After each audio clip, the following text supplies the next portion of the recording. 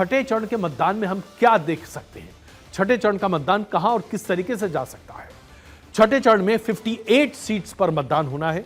25 तारीख को मतदान होगा। उत्तर प्रदेश की 14 सीटों पर मतदान होगा। हरियाणा की सभी 10 सीटों पर मतदान होगा।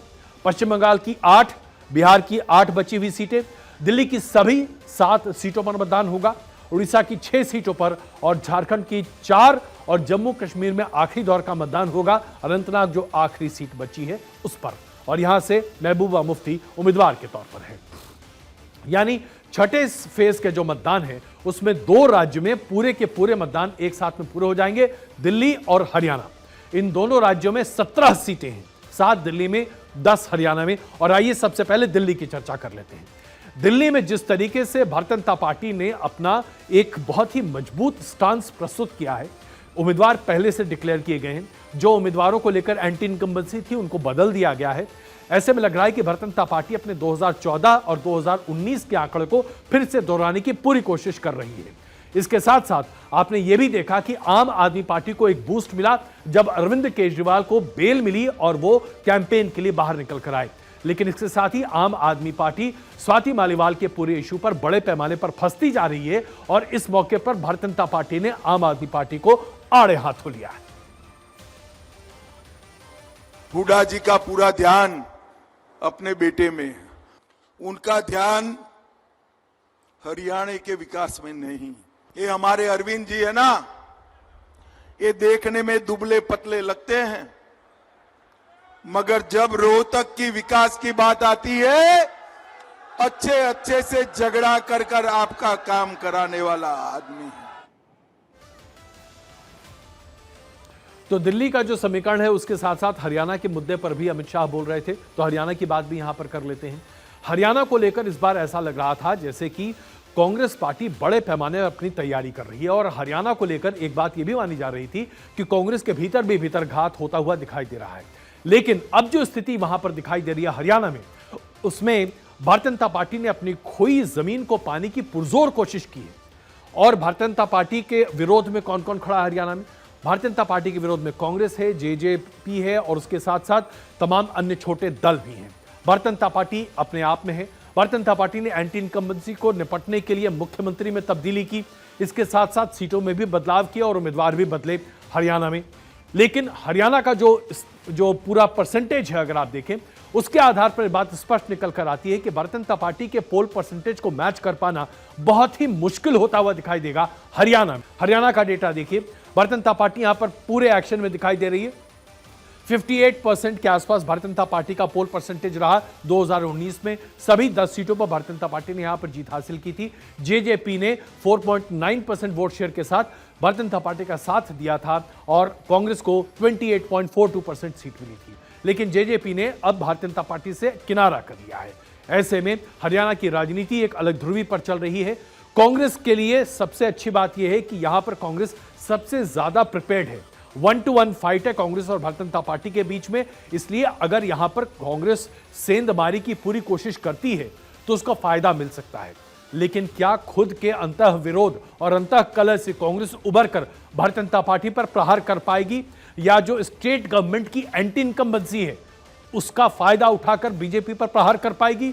यह बहुत बड़ा सवाल है साहब। आइए बात करते हैं उत्तर प्रदेश की।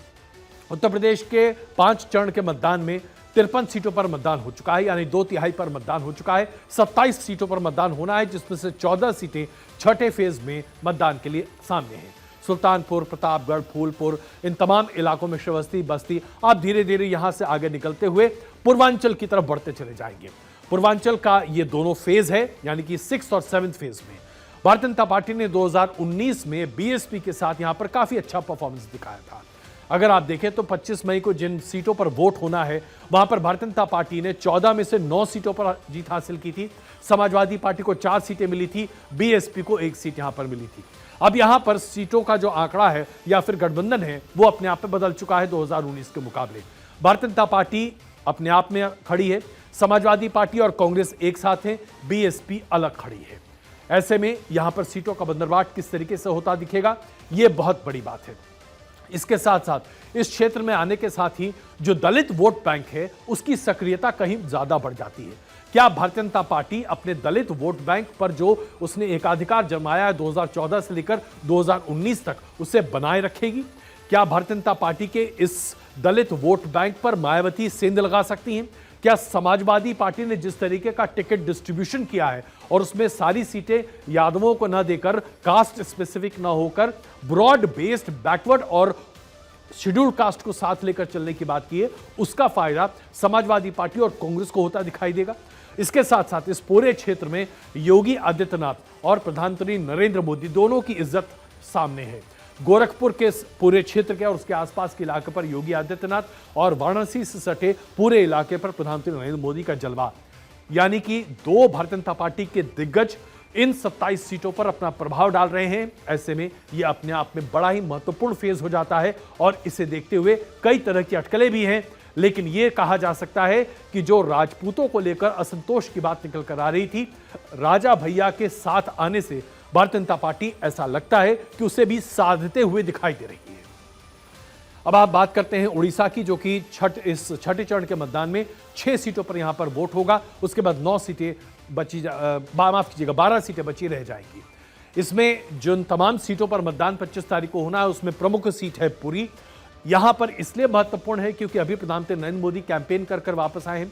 संबित पात्रा, जो कि भारतीय जनता पार्टी के प्रवक्ता के तौर पर रहे हैं, भारतीय जनता पार्टी के लिए काफी अच्छा एक चेहरा भी सामने रहे, वो पुरी से उम्मीदवार के तौर पर हैं। और जगन्नाथपुरी में अगर आप देखें तो बड़े पैमाने पर राम मंदिर का मसला बहुत ही प्रभावशाली है। क्या जगन्नाथपुरी में इस बार बाबा जगन्नाथ का आशीर्वाद भारतीय जनता पार्टी को मिलेगा? यह अपने आप में एक बड़ा सवाल है। इसके साथ साथ नवीन पटनायक की जो गिरती सेहत है और उनका जो मैनेजमेंट है, पोल मैनेजमेंट, वो इस बार उतना अच्छा नहीं दिखाई दे रहा, कम से कम लोकसभा के परिप्रेक्ष्य में। क्या इसकी चोट बीजेडी को लगेगी? क्या पांडेयन, जो कि एक तरह से प्रॉक्सी नवीन पटनायक के तौर पर आज उड़ीसा में खड़े हैं, उनके ऊपर जो बाहरी होने का आरोप भारतीय जनता पार्टी बड़े पैमाने पर लगा रही है, वो उनके ऊपर चिपकता हुआ दिखेगा और जिसकी वजह से लोकसभा में भारतीय जनता पार्टी को बढ़त मिलेगी, यह भी देखने वाली बात होगी। कुल मिलाकर देखा जाए तो उड़ीसा का यह चरण अपने आप में बहुत महत्वपूर्ण है। आइए आपको दिखाते हैं प्रधानमंत्री नरेंद्र मोदी ने उड़ीसा में क्या कहा था। यहां कटक में ही देखिए, जल भराव का कितना बड़ा संकट हर साल रहता है। मैं यहां हाईवे के, रेलवे के इतने सारे प्रोजेक्ट भेजता हूं, लेकिन बीजेडी के नेताओं को जब तक कट कमीशन नहीं मिलता, तब तक वो हर प्रोजेक्ट को लटकाए रखते हैं। तो आइए उड़ीसा के इस महासंग्राम से निकलकर हम बात करने जा रहे हैं जम्मू कश्मीर के एक इकलौते सीट की, जिसका मतदान 25 तारीख को होना है। दरअसल इस सीट का मतदान 13 मई को होना था, लेकिन चूंकि मौसम की मार थी, इसलिए इसके मतदान को 25 तारीख तक शिफ्ट कर दिया गया। इस सीट पर महबूबा मुफ्ती उम्मीदवार के तौर पर हैं और अनंतनाग से उन्हें उम्मीद है कि वो इस बार अपने आप को सफल साबित होते हुए देख सकती हैं। लेकिन उन्होंने कई तरह के आरोप पहले से ही भारतीय जनता पार्टी पर लगाने शुरू कर दिए हैं, वो भी तब जबकि भारतीय जनता पार्टी का कोई उम्मीदवार उनके सामने नहीं है।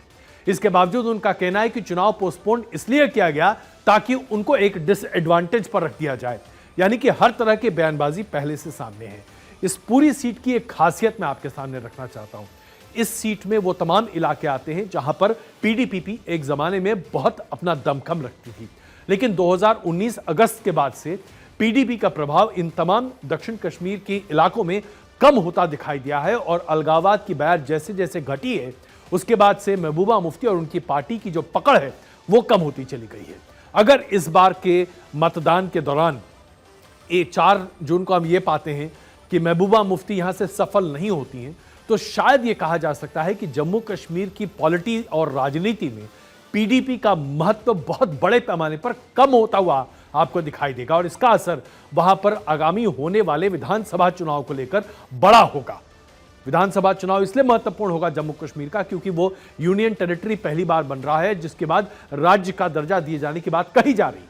लेकिन जम्मू कश्मीर का यह मतदान बड़े पैमाने पर निर्धारित करेगा कि जम्मू कश्मीर की दिशा और दशा क्या होने जा रही है।